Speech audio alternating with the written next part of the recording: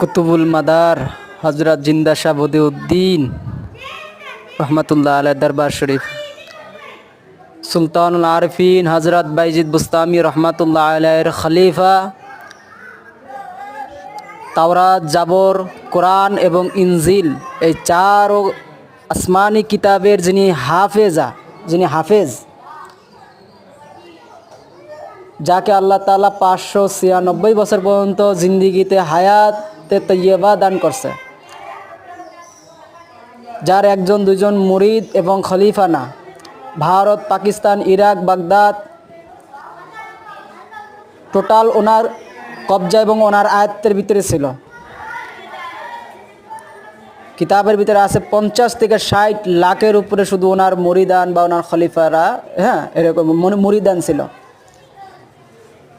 তো যিনি এখন আরাম করতেছে, যার মাজারে মোবারক আপনারা দেখছেন যে খানায় কাবা, হুজুর কেবলা আরাম ফরমা রায়, ভারত